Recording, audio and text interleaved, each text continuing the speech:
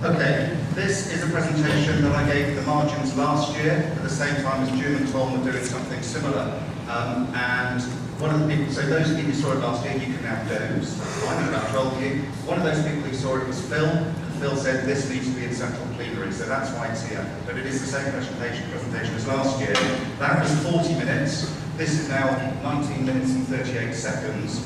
So I am going to speak fast and throw some ideas and concepts at you very, very quickly. That is assuming, those of you who've been to Connections will know all this anyway. Those of you who haven't, there is a pre-reading pack prepared by Tom, which I sent you the link to, so I'm assuming you've read that, and clearly this is being recorded so you can come back to it. So, with no further ado, I'm going to go fast and furious through high engagement war games. And this is, as Ed has just said, how to get players immersed and engaged in the war game. Why is that important? And I'll explain the references in a couple of slides' time. Altering the world.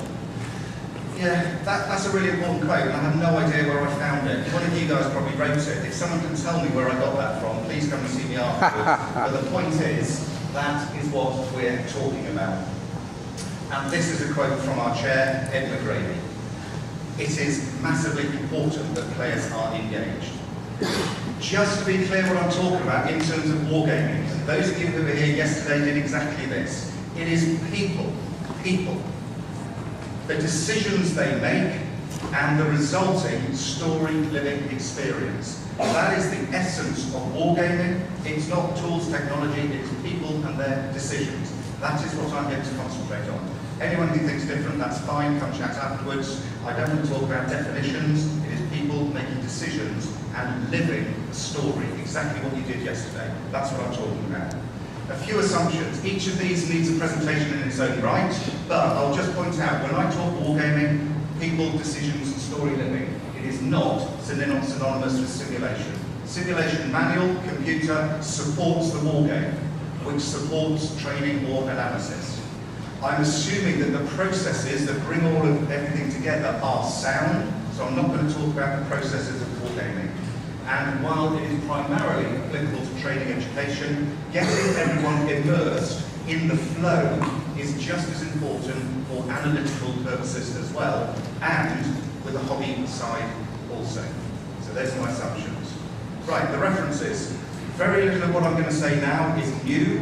It is all in these wonderful books, and I put these up because these are the books I refer back to most often, plus, and this isn't just because Ed is the chair, the various articles that he has produced with Peter Perler about narrative, story living, so on and so forth. So you can get those afterwards, as I said, but these are wonderful books. And as Eric Jacoban pointed out last year, they are all about, those four, computer games or video games, but they absolutely apply to manual simulations as well, thank you, Eric, which I will point out. And just to reinforce, James McGonigal on one of the intro slides I showed earlier. Absolutely fabulous stuff. Right then, 3 quotes for free.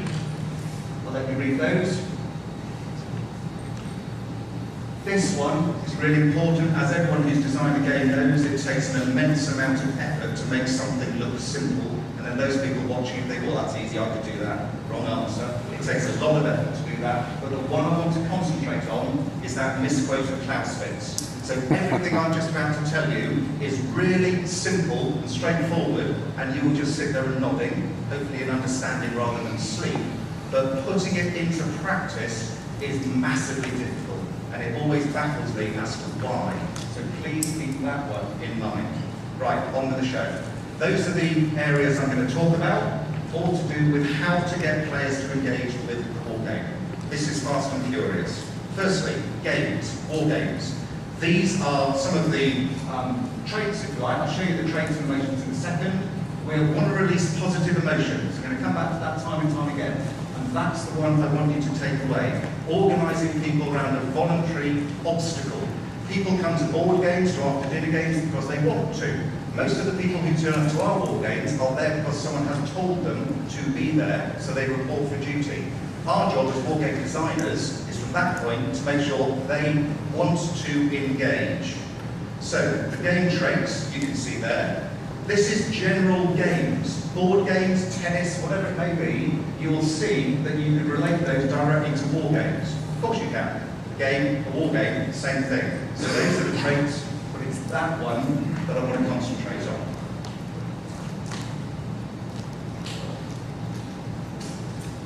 Jane McGonigal, again, and maybe you can see that at the back, organising people around a voluntary obstacle, so getting people to voluntarily engage. That's enough about games. Work.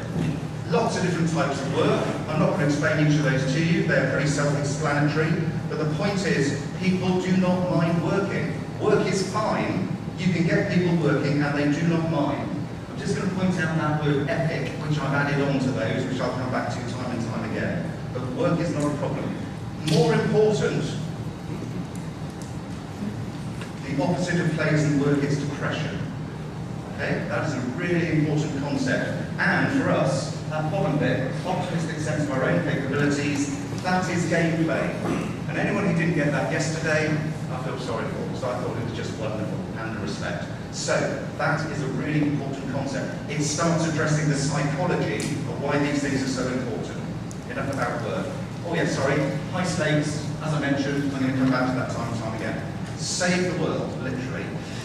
Right then, key concepts. This is fun.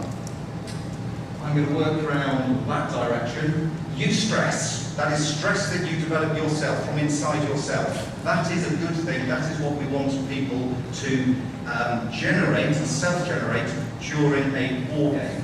Needs to be self-generated, optimistic, you'll remember I've already said, an optimistic engagement with the world, confident that people are going to do well, and that top bit, no fear. So many war games are a career-breaking moment, and that will naturally inhibit what is happening in terms of the war game. So our players should be self-generating stress, but be happy to do that without any fear of failure. More of that later on. Next one, Natchez, a Spanish word, vicarious pride, pride through someone else. How does that work? So many staff college exercises last, let's say, 2 weeks, and in the middle there is always an appointment change. So you get your really good student to be chief of staff commander, halfway through, that person gets an appointment change and does some buckshy appointment normally to do with logistics, and switches off. And a less able student is stepped up to commander or chief of staff. Why not take the guy who's just done it for a week and make him the mentor of the less able student who's now stepping up? That keeps both of them engaged. There's a symbiotic relationship. They both benefit. Simple. Have I ever seen that happen? No. Next one. Fiero. Fiero is fundamental. This is an Italian word, and it is broadly translated as pride or pride through succeeding. And it does all those things. I'll come back to those in a second. About 3 or 4 weeks ago, we were yet again running the Falklands, RCAP Falklands, with the Royal Marine Advanced Amphibious Warfare Course. 2 of these warfighting Marines were the enemy, they were the Argentinians, and they were attacking the task group in San Carlos, normal stuff, and they were targeting the amphibious shipping for a change. And through a series of dice rolls, they sunk one of the landing ship logistics, and then they sunk Fearless, HMS Fearless, the command vessel and the key to the logistics. And these 2 warfighting Marines rolled the dice across the table, happy with that, they sunk the Fearless, and they rocked back in their chairs. They went, yes! Stone Age man, when he killed a mammoth, would have gone in whatever guttural language he was saying, yes! It's exactly the same emotion. It is, wrong one. It is survival, it should be fun, it releases endorphins, your wargamers should be on drugs throughout, and they are endorphins, because this is stuff about survival. So, Fiero moments, really, really important. They do not come at the end of the after-action review, they happen every day as often as you can make them happen. And they can just be a pass on the back. It can just be a roll of a dice, it could be anything. Fiero is a really, really powerful concept. Ed's just referred to the flow. Don't worry about this, we'll look at that afterwards. We're coming back to that time and time again. People being in the flow, which I think most of you have got. Guy with an apparently unpronounceable name is just cheap set behind, very, very easy.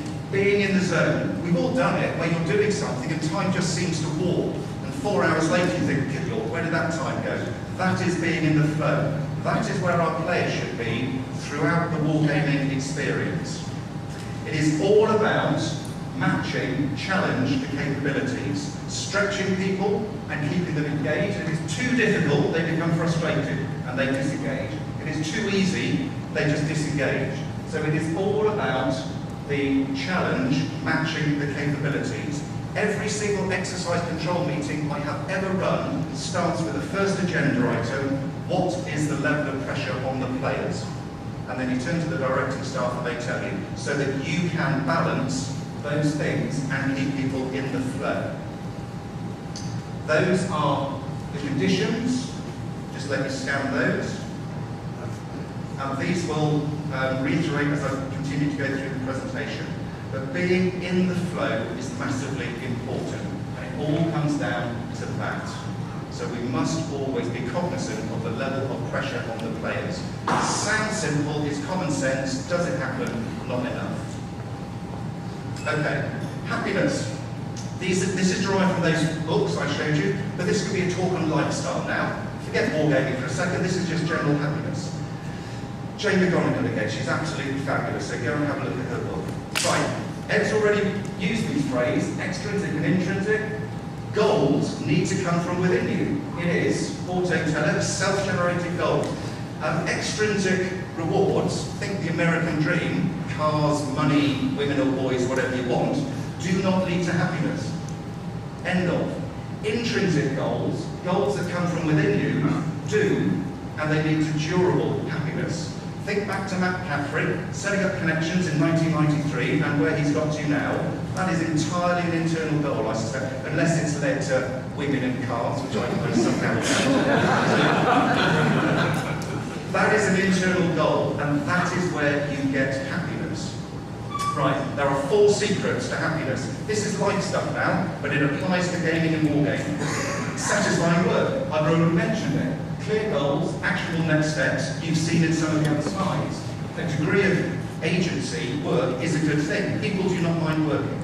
It has to be satisfying. The experience of being hopeful. I'm now starting to repeat myself deliberately. Fun failure. Failure is fine. That's great. No fear. Remember the box that appeared up there? No fear. As long as people understand why they have failed and can see themselves getting better, that's fine. Anyone who's played the board game Pandemic, global viruses, you lose, but you want to keep playing because you know you can do it better next time. So it's okay to fail. As Phil said a couple of conferences ago, you win or you learn. Really, really important. And the prospect of getting better.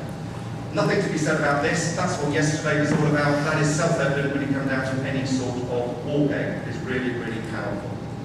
And meaning is that word ethic again. Service beyond yourselves. So again, I hope yesterday you were kind of getting that players in a war game need to be giving service to the group, to the mission, whatever it may be. So those 4 things, the secret to happiness, that's just in life, but they apply to games. Okay, the context and story. Epic, yet again. If the context of the game is epic and you're saving the world, it helps people engage. Or the biggest positive emotion. That's not my words. I can't prove that, but I believe it. So something which is awesome. Yeah, think yesterday. It's a whole room filled with really good components. A whole building filled with really good components. I thought that was quite awesome. The games need to look good, the context needs to be good, but also the components need to look good. And this epic, again, it comes through. This is probably a little bit too much computer gaming, to be honest, in terms of first-person shooters. With our war games, we need to move that way, but clearly it's got to be credible. But even so, working towards epic is a good thing. Okay, players work in a possibility space. That's a little bit of a technical term, but it's where the players engage. Just have a quick look at that. The bit I want you to take away, players author their own experience. People, decisions, story living. So those are all important, but that's the one I want to take forward. Personal view now, fictionalized versus fictional versus real world. It's very difficult to wargame in the real world these days because of security classifications, etc., etc. Fictionalization is fine. The closer to reality, I find the better in terms of players engaging. Personal view. And that is again another massive benefit. Players can do anything, no fear of failure. So you can do whatever you like. And people were doing that yesterday in terms of negotiation. Someone working for the CIA. Okay, this all happens within the magic circle, or colloquially, the bubble. You get players into the bubble, training or analytical. And this is absolutely critical. All of this is absolutely critical. That's what the bubble is. It is our job as the designers and the people who run exercise control to protect that space and to keep players in the bubble. Sounds obvious, it's very, very difficult. Staff college exercises do my head in because you've got the players in the flow, they're all going along nicely, and then suddenly they're marched next door to a briefing on the battlefield tour that's happening in a month's time, and the bubble is popped. It is really important to keep them engaged inside the possibility space, inside the magic circle. To get them into the magic circle, there is a key moment, the invitation to play. Think of the theatre, and the lights going down, and the curtains going back, and you are in the play. That is the case with a war game. So you get all the administration bollocks out of the way, you do all that, all the meets and greets, and you then, literally, lights go down, put something visceral and compelling, the story, using media, or whatever you want to do, to make sure that people understand that the war, or whatever it is, doesn't have to be conflict, the situation has started. They step into the bubble, into the magic circle, and you then get them to stay there. So the invitation to play is a key moment beyond which belief is suspended. Okay, now this is Ed's article writ large. Players need to construct their narrative. It is not a presented narrative. Personally, I hate inject-led exercises which are predetermined in terms of the inject, because you're just dragging people through the nose through your story. The players, as Jim explained yesterday, need to create the narrative, because then they will do that massively important concept, and they will do and they will understand, but they have to create the decisions. Steer towards objectives, always, but that is so important, and Peter and Ed's article sum that up. Classic dramatic art, speaks for itself, you need to have a climax. Okay, finally, 1.5 minutes to go. Feedback, really, really important. Think about computer games, first-person shooters. You get feedback every single second. Every second. You are seeing something, you're being shot at, you're shooting, whatever. That is difficult to replicate in a manual simulation or war game, but we need to strive to do it. So feedback needs to be multi-sensory, and it is much more than just the after-action review at the end of 2-3 weeks, whatever it may be. It needs to be all the time, and it can be, yeah, just be. A pat on the back, that's feedback, that's great. It can be, sorry, I'll come back to that. Just look at those examples. Lots and lots of different things you can do. A dice roll, a role play, all of these are feedback. We need to have more and more of them. And that quote at the bottom there needs to happen during the war game, not just at the end, where players can react to it. So feedback, massively important. I am there. In summary, it's really, really simple. All you've got to do is that. But it's very difficult to put into practice. Simple.